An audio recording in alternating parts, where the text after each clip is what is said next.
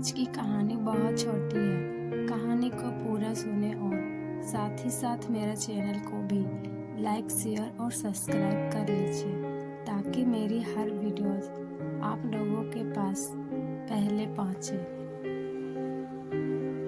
एक भिखारी सुबह सुबह भीख मांगने निकला। चलते चलते उसने अपनी झोली में जौ के मुट्ठी भर दाने डाल दिए। इस टोटके या अंधविश्वास के कारण कि भिक्षाटन के लिए निकलते समय भिखारी अपनी झोली खाली नहीं रखते। थैली देखकर दूसरों को भी लगता है कि इसे पहले से ही किसी ने कुछ दे रखा है। पूर्णिमा का दिन था। भिखारी सोच रहा था कि आज अगर ईश्वर की कृपा होगी तो मेरी यह झोली शाम से पहले ही भर जाएगी। अचानक सामने से राजपथ पर उसी देश के राजा की सवारी आती हुई दिखाई दी। देने से कोई चीज कभी घटती नहीं, लेने वाले से देने वाला बड़ा होता है।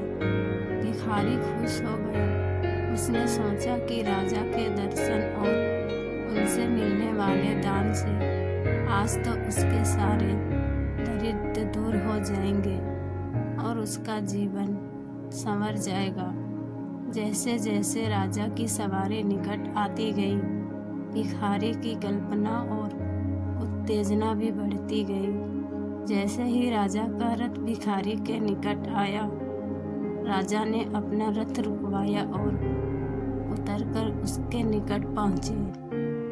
भिखारी की तो मानो सांसें ही रुकने लगी, लेकिन राजा ने उसे कुछ देने के बदले उल्टा अपनी बहुमूल्य चादर उसके सामने फैला दी और उससे भीख की याचना करने लगा। भिखारी को समझ नहीं आ रहा था कि वह क्या करे। अभी वह सोच ही रहा था कि राजा ने पुनः याचना की। भिखारी ने अपनी झोली में हाथ डाला, मगर हमेशा दूसरों से लेने वाला मन देने को राजी नहीं हो रहा था।